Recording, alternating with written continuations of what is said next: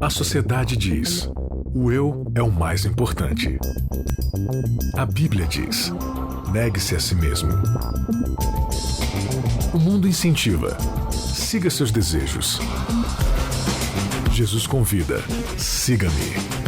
A cultura diz: pense igual, seja igual, conforme-se. O cristianismo diz: não se conforme com os pensamentos deste século. Contra a cultura, o Evangelho clama pelo diferente. Começando mais um Contra a Cultura, o Evangelho clama pelo diferente, episódio de número 9. Temos aqui por título Desabafos de Esperança. Quem vos fala? Bianca Oliveira. Vamos tocando o barquinho aqui com o nosso time do Contra a Cultura. Ele, Isaac Rezende, tá aqui de novo. Tudo bem, Isaac? Tudo bem, Bianca, e a esperança é a última que mata. Não, pera. O Isaac sempre causa, né? Sempre causa. Oi, Nayeli, tudo bem? Oi, tudo bem. E aí, Hoje Thiago? Não vou falar nada, porque ninguém me deu a chance. Não, você pode cantar. Não tem música pra esse episódio. Tchau. Nossa, você não tem música de esperança, sério? Eu tô fraca nesse aspecto. E aí, Oi. Thiago, beleza? Eu tô bem. Então tá bom, vamos lá, gente. Seguinte, você pode vir com a gente e você fala, poxa, mas esse é o primeiro episódio aqui do Contra a Cultura que eu tô ouvindo. Será que eu consigo pegar o fio da meada aí nos outros episódios? Consegue. Entra lá no nosso site, novotempo.com/barra Conexão Shopping, /Contra a Cultura. Contra a Cultura, tá bom? Você caça lá o nosso site ou tem o nosso podcast também. Você pode baixar aí no seu smartphone ou um aplicativo de podcast, procurar por Contra a Cultura. Aliás, a gente triplicou o nosso número de assinantes. Temos aí bastante gente assinando mesmo, ouvindo ali toda semana, através do celular, o Contra a Cultura. Isso é muito legal, obrigada. Temos... Valeu, mãe. Valeu, mãe, por assinar o nosso canal aqui, né? Valeu, primos, né? Avós, amigos. Beijo, Thaís! Agora, tem uma galerinha... Tem uma galerinha ouvindo a gente de outros países. Eu recebi 2 feedbacks esses dias. Um jovem da Califórnia e uma outra também, eu não lembro agora se é Japão. Eu sei que é da Ásia, minha gente, agora eu esqueci. Mas enfim, é do outro lado do planeta aí. Falou que tá acompanhando o nosso podcast, descobriu no site, aí viu que era um podcast, procurou no podcast e tá acompanhando a gente. Achei Konnichiwa pra super você. legal. Tá certo. Vamos lá, vamos tocar o barquinho aqui então. Desabafos de Esperança. Episódio de número 9. Nayeli Leite, a gente não começa sem você dar o start. Eu achei que eu nem estaria aqui. Eu agradeço a Deus hoje, o a que você tá oportunidade que eu tô fazendo aqui, que vocês não dá certo sem mim. Eu sou a liga. verdade. Sou a liga entre vocês, tá? Então se liga, vai lá. Se liga, Jó 13,16. Também ele será a minha salvação, porém o hipócrita não virá perante ele. No caso, o Isaac, que é o hipócrita. É verdade. Eu não vi perante isso. Na lição 9, gente, o foco é a esperança que Jó tinha. De onde ela vinha? O que essa esperança ensina pra gente? A declaração de Jó: ainda que ele me mate, nele esperarei. Com a força de uma fé que tem seus fundamentos muito bem firmados. O fato de que havia salvação e graças antes mesmo lá da criação do mundo. E uma reflexão pra nós, ao observarmos a resposta de Jó às declarações dos amigos, que proferiram mentiras sobre o caráter de Deus. E como muitas vezes agimos da mesma forma.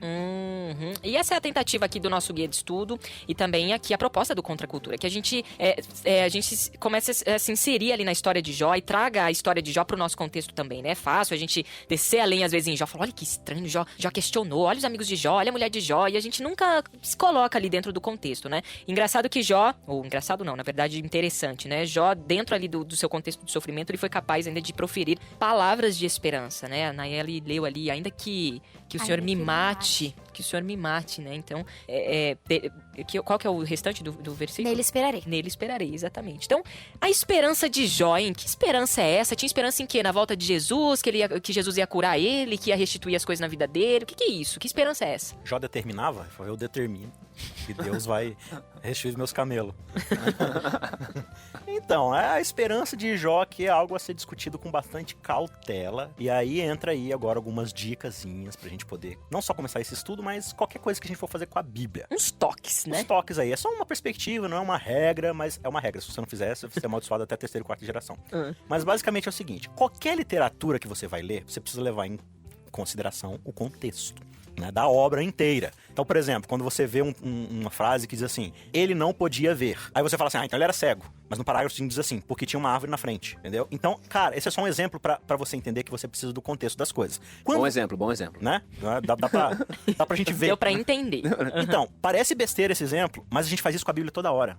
A gente vê um verso isolado, tá escrito assim, ele não podia ver. Não, é cego. Então, logo nós já conclui, cristãos, né? A gente já nós cristãos não podemos ser cegos. Então, assim, você não avalia o texto inteiro. Então, por exemplo, você tem que levar em consideração muitas vezes o verso que vem antes, o verso que vem depois. Se não for suficiente, o capítulo que vem antes, o capítulo que vem depois. Ou então o livro todo. E claro, até o livro todo você precisa levar em consideração a respeito de toda a Bíblia, né? E o que isso tem a ver com o livro de Jó? Eu vejo muitas vezes, assim, pessoas bem intencionadas, mas que fazem sermões baseados nas falas de Jó, assim, do livro de Jó. Só que o livro de Jó é algo muito peculiar, porque você tem, assim, rodada após rodada de besteira sendo falada. Muitas coisas certas, fora de contexto, fora de perspectiva, e muita coisa que tá errada mesmo. Não só de Jó, que às vezes ele fala afobado, ele fala dentro da dor dele, do desespero, né? Como ele, por exemplo, atribuindo todo o mal a Deus, quando a gente sabe que o mal não estava vindo de Deus, né? Ou então os amigos de Jó que realmente falam coisas fora de contexto, são, né, maus no jeito de falar e tal, não tem a devida perspectiva. Então, antes da gente sair por aí fazendo sermão ou tirando lições dentro do estudo bíblico, usando versos isolados de Jó, a gente tem que levar em consideração o livro todo, a obra toda. Até porque Jó, ele é uma história, né? E ele é escrito no formato de teatro. E Jó está num processo, né, Isaac? Exatamente. O que Jó fala nos primeiros capítulos, você vai ver que ele vai mudar de ideia durante e no final também. Muito legal ver esse amadurecimento de Jó no processo dele, no início. Sim. E no meio e ainda fim, E chega no último capítulo, Jó vai falar assim, perdão, Senhor, porque eu falei de coisas que eu não entendia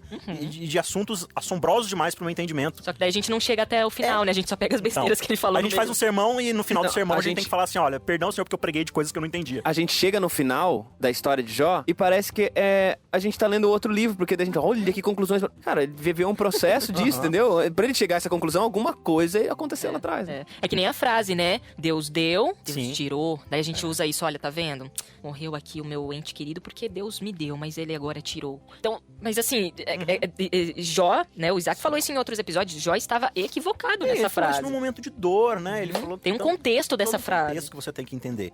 Então isso serve não só pro livro de Jó, mas pra toda a Bíblia. Tenha cuidado com o contexto. Observe o verso dentro do que ele tá realmente falando, né? E você tem outras coisas, muito mais que a gente poderia dar, mas nem todo verso, por exemplo, ele é uma ordem pra você fazer. Às vezes ele é só uma descrição do que tá acontecendo ali, né? Então você tem que levar em consideração essas coisas, porque a Bíblia, como a gente vem falando aqui, ela é um livro de relacionamento, não simplesmente você sai cavucando regras. Ela é um livro sobre nós buscando Deus, né? Então é essa experiência de várias pessoas que buscaram a Deus, onde eles falharam, onde eles acertaram, como a gente aprende deles. E aqui em Jó a gente vai ver um homem buscando a Deus no meio de um furacão de dor, de sofrimento, de doença, de acusações de amigos, né, sem consideração. Então a gente tendo em consideração essas dicas aí... Legal, são toques importantes, né? A gente precisa realmente se voltar ao texto, ao seu contexto, à sua interpretação, porque sim, é evidente um desinteresse pelo texto, né? A gente não quer pagar o preço ali pra poder... Não, pera lá, deixa eu ler de novo. Não, deixa eu ler de novo. Não, deixa eu ler de novo, né? E assim, sempre olhando o texto como se aquele texto tivesse que sim, 100% se encaixar na minha vida. E não, nem sempre vai se encaixar. A regra áurea, talvez, da exegese é que nenhum texto bíblico foi escrito pra você no século XXI. Sim.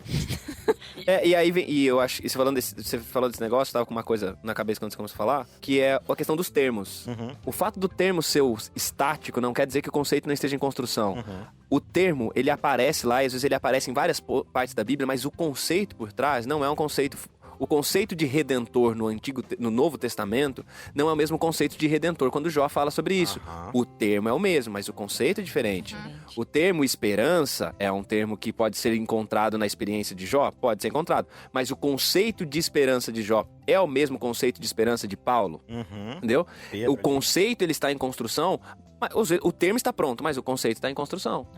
Que é por isso que a gente deu esse nome pro programa, né? Porque quando a gente fala hoje, no século XXI, ainda mais dentro do contexto adventista, que a gente usa a esperança como quase que um marketing nosso, né? Você falou esperança, o que vem na sua cabeça? Céu. Volta de Jesus. Jó não estava esperando a volta de Jesus, Jó não sabia nem quem Jesus era, né? Quando a gente fala da esperança de Jó, ele é mais um desabafo ali da dor e do sofrimento dele, e da busca dele pelo conhecimento de Deus, do que falar assim, não, mas um dia eu vou pro céu e tudo isso vai ser uma memória distante.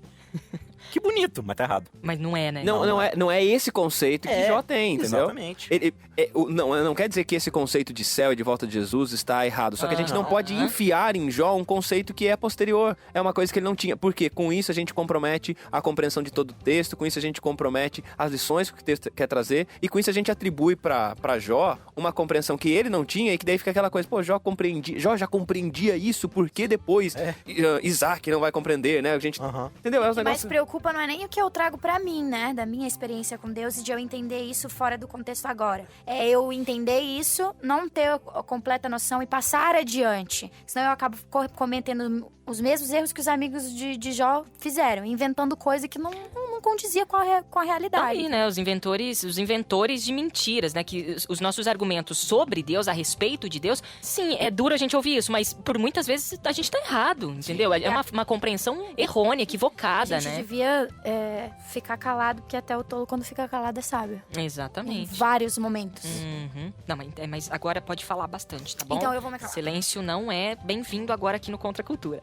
Mas assim, ó, o nosso argumento aí, os nossos argumentos errôneos e equivocados de Deus, também não é pra gente ficar pensando assim, então tá bom, não vou falar mais nada, porque eu não conheço mesmo, porque eu erro muito, porque não sei o quê. Aí fica assim numa pira. Não, você também está inserido num processo. Sim. E que a gente, assim, não desista, né? Poxa vida, essa era a compreensão que eu tenho de Deus, mas eu tô crescendo, eu quero conhecer mais, eu quero conhecer mais. E eu acho que essa coisa do processo que a gente vê Jó vivendo, né? É um negócio que a gente acha bonito em Jó. Na verdade, a gente não acha muito bonito em Jó, porque a gente tem ideia de um Jó pronto. A gente tem ideia do Jó pronto no capítulo 1, e esse Jó vai pronto até o capítulo 42, sem fazer nada. Porque Jó é o pai da paciência. É um Jó formado, né? Passa 42 capítulos reclamando da vida e é o pai da paciência. Ele é o passivão, né? Um cara que tá só... E até interessante, assim, que quando Tiago vai falar de Jó, né? Qual Tiago? Você ou da Bíblia? Da Bíblia. Ah.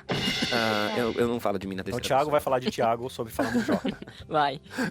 Quando o Tiago fala de Jó como sendo esse homem paciente, mas também tinha na compreensão essa coisa de que ele se torna paciente, não porque ele é um paciente incomodado, é um paciente que também Mas vai... tá em perseverança. Tá em perseverança, né? E até alguns acham que a tradução seria essa, né? A palavra que Tiago usa é a hipomonem, que é perseverar, né? Traduzida como perseverança. Mas essa coisa de olhar pra Jó como um produto em construção é muito libertador pra gente também. Eu sou um produto em construção, então assim, quando eu olho pra mim, como pastor mesmo, quando eu olho pra... Nem vou nem falar dos sermões que eu fazia, né, no começo, mas quando eu olho pra aquilo que eu pensava, pras minhas ideias mesmo a respeito de igreja, a respeito de Deus, eu fico pensando, cara, eu evoluí, eu cresci. E isso não que eu estava simplesmente errado. Eu estava errado, mas eu fui construindo. Mas não é errado de má fé, é um errado de não tô pronto, tava verde.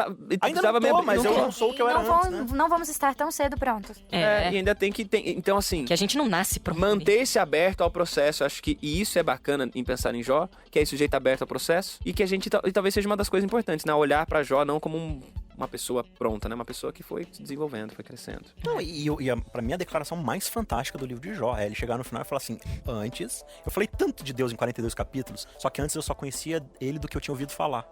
Agora eu conheço ele. Cara, isso é 42 capítulos depois, entendeu? Então, e a Bíblia é muito disso, né? Abraão, pai da fé que mente quando tá com medo, né? Que joga a esposa dele na mão do outro quando se sente ameaçado, mas no final, ele é o pai da fé, porque ele teve uma caminhada com Deus. E a gente tem que entender isso, porque senão a gente vai fazer que nem os amigos de Jó, sair fazendo acusações, defendendo Deus de acordo com a compreensão deles, e muitas vezes a gente pega a nossa experiência com Deus e tenta aplicar, usar de vestimenta no outro. Então eu julgo o outro com a experiência que eu tenho com Deus, em vez de avaliar a experiência que ele tem com Deus, o crescimento que ele está tendo com Deus, né? E aí é o que Jó vai dizer, vocês são médicos de porcaria nenhuma, né? Porque vocês vieram aqui pra me curar, mas vocês só estão me difamando, me ferindo. E aí é nesse contexto que ele vai falar assim, eu creio que Deus vai me salvar. Não é que Deus vai me justificar dos meus pecados e me dar vida eterna. Não, Deus vai me salvar dessa difamação, dessa situação que eu tô aqui de ser acusado injustamente, né? Ele vai redimir o meu caráter.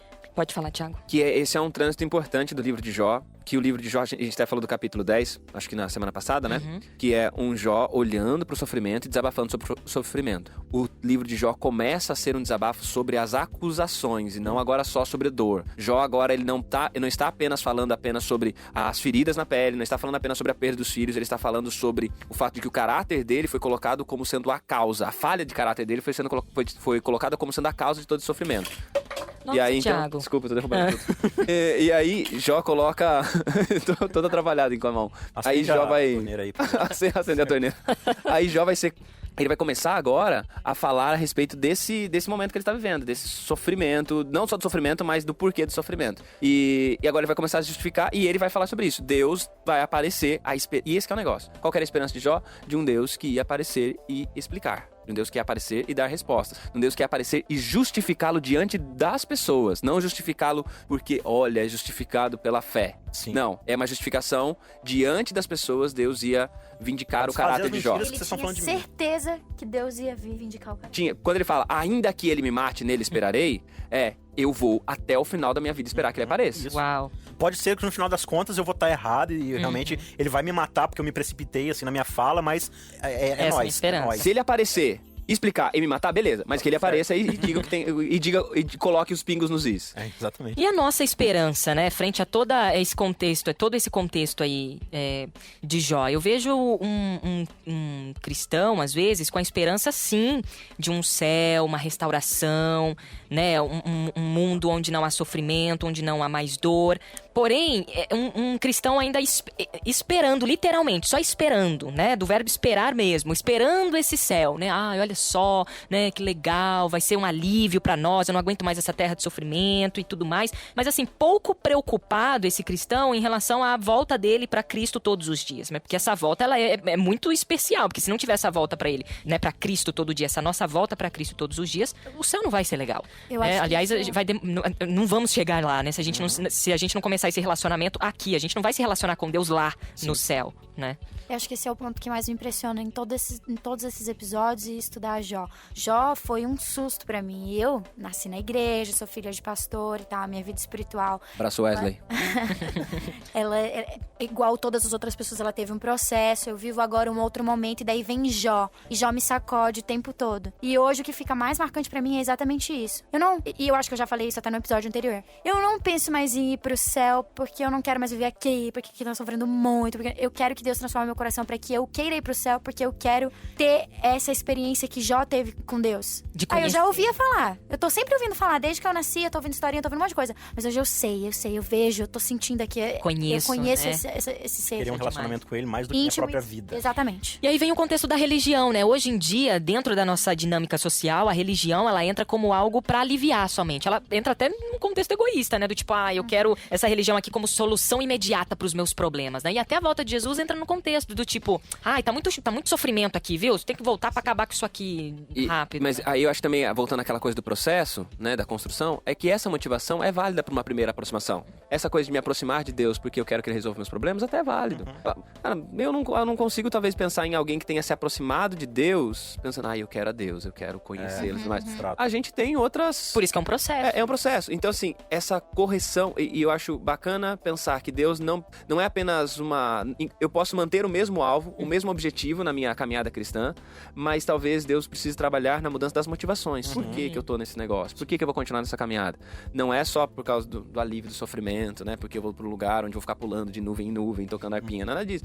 É porque eu tenho uma presença. E quando eu penso na esperança de Jó, apesar de Jó ter a motivação, ele esperar algo de Deus que vai acontecer, mas ter uma motivação que ainda vai ficar melhor, né? Que a motivação de Jó é Deus aparece e fala que eu sou inocente. Pra limpar minha barra. Pra limpar minha barra. Mas ainda assim, ele queria uma manifestação de Deus. E de certa forma, quando você pergunta da nossa esperança, a nossa esperança é essa. A nossa esperança é o quê? É que Deus se manifeste. Não é simplesmente a volta de Jesus. A nossa esperança é um Deus manifesto. É o Deus que encontra, é o Deus que chega. E essa esperança não diz respeito apenas à volta de Jesus. É a minha esperança ter outros encontros com a manifestação de Deus que eu ainda não tive. Que eu conheça, dia, né? Uma que eu esperança conheça diária. coisas de Deus que eu ainda não conheci. Então não é apenas uma esperança Confrontado do céu. diariamente pelo caráter dele, né? Pra Sim. que o meu vá se transformando como o dele. Viver os meus encontros dele com hoje, esperando outros futuros. Então, aí entra, sei lá, esperança dentro tem outras esperanças dentro da esperança, é isso mesmo? Porque às vezes quando a gente ouve o termo esperança, assim como o Isaac colocou, que às vezes isso vira até um marketing, né, dentro, né, da nossa denominação, a esperança não está só voltada para a volta de Jesus. Existem outras esperanças, como a gente está colocando aqui, a esperança de Jó, que não era na volta de Jesus. Eu acho que a volta de Jesus é um evento que todos nós esperamos, né? E os apóstolos esperavam. E isso é tão marcante nos apóstolos, que eles deixam lá no Novo Testamento, isso é recorrente, a espera do reencontro com uma pessoa mesmo, porque eles haviam conhecido essa pessoa, né? Ele acabou de sair falando assim, já tô voltando. E aí, não que a gente tenha que deixar de falar ou deixar de pensar nisso, mas que a gente precisa entender o seguinte, que a volta de Jesus é um evento de entrada, de começo para esse momento da gente viver novamente na presença de Deus e ter novamente a presença de Deus. Então, quando a gente fala de que existem outras esperanças, é que a volta de Jesus, ou que a nossa esperança máxima é viver a plenitude da presença de Deus. Legal. E dentro dessa esperança existem essas coisas como de Jó. Jó tinha a esperança de Jó, pode ser colocada dentro desse guarda-chuva? Pode. Porque a esperança de Jó era o quê? Era que Deus se manifestasse. Muito bem. Nai, você tinha uma dúvida? Olha só, eu lembrei que eu li no começo do episódio o texto, né, de Jó 13:16, que ele fala, também ele será a minha salvação, porém o hipócrita não virá perante ele. E aí eu quero que o Isaac, muito Sábio. Toda a sabedoria dele, toda a docência, toda, sei lá que palavra que eu não sei usar aqui, que ele desse uma explicada pra gente o que Jó tava querendo dizer. Quem são esses hipócritas? Quem são esses hipócritas? Por que ele Quais tá são os chamando termos aí contexto? que o guia colocou aí? O guia coloca que o termo hebraico que Jó usou nesse trecho é shanaf. Alguém aqui sabe falar hebraico? Nossa, tá perfeito. Você falou direitinho. Ok. Acho que você tá... Que é uma coisa muito forte, que poderia ser traduzida como profano, incrédulo, ímpio e até pervertido. Esses hipócritas eram os amigos de Jó? Ele tava falando diretamente pra eles?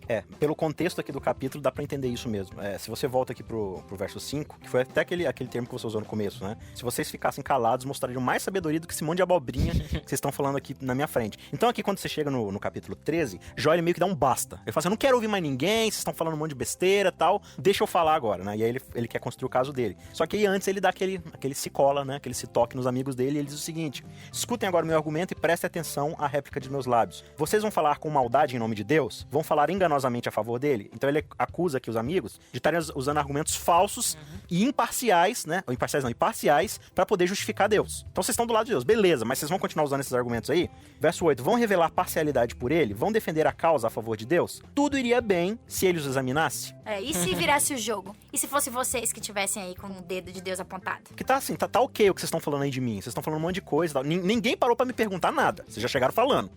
Ninguém foi conversar com meu vizinho pra ver se eu tava fazendo alguma besteira. Ninguém falou com os pobres aqui da região pra ver se eu não tô alimentando eles. Vocês já vieram falando coisa, né? Então tá bom, se Deus virasse pra vocês e fizesse essas mesmas acusações, vocês sairiam impunes, né? Então vocês conseguiriam enganá-lo como vocês podem enganar os homens, que era esse sentimento que ele tava tendo, né?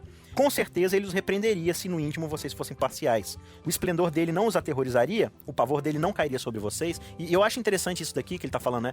Os amigos dele falam com tanta naturalidade sobre esse Deus, mas eles não mostram o temor desse Deus. Jó, você tá sofrendo aí nas costas, né? Feridas aí na... Eles eram, assim, estavam bem demais. Nossa, né? Porque... do jeito que vocês estão falando aí de Deus, vocês não estão de joelho pedindo misericórdia dele? Porque se eu tenho essa compreensão de Deus que vocês têm, eu estaria no chão chorando, né? Então ele fala assim, o pavor dele não cairia sobre vocês se ele os julgasse por causa disso, né? E aí ele vai falar que as falas dele são provérbios de cinza, né?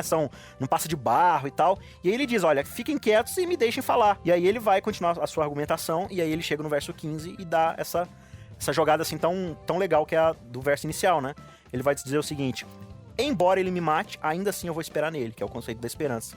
Certo é que eu defenderei os meus caminhos diante dele. Então assim, eu tenho a esperança de que ele vai se manifestar e eu vou poder falar com ele, assim, face a face, né? E eu vou ser justificado, eu tenho essa certeza. Justificado nesse sentido de que eu vou poder falar com ele. E olha o que é interessante, né? Quando Deus ele aparece no fim, ele vai falar contra os amigos de Jó, mas ele vai falar que Jó estava certo na visão dele sobre Deus. Mas Jó falou muita besteira sobre Deus também. Mas penso eu, o que Deus estava falando que Jó acertou? Nessa coisa de que Deus não é um ser lá no fim do mundo, que só quer castigar todo mundo e tal, e ele não é acessível. Jó, ele passa os 42 capítulos falando assim, eu sei que Deus está me vendo e ele vai aparecer e eu vou falar com ele face a face. Distante, né? Pode ser que eu morra por causa disso. Só que ele diz o seguinte... Isso vai ser minha salvação. Mesmo que eu morra, vai ser minha libertação. Por quê? Porque vocês estão com tanta mentira que vocês estão colocando grilhões, correntes em mim. Vocês estão difamando meu caráter, minha reputação. E quando Deus voltar, mesmo se ele me matar, isso vai ser minha salvação. Eu vou me livrar de tudo isso. E aí ele diz o que a Anaeli falou. Mas será que vocês, seus hipócritas, vocês estão aguardando por esse aparecimento dele? Se ele aparecesse aqui agora, vocês iam ficar de pé diante dele?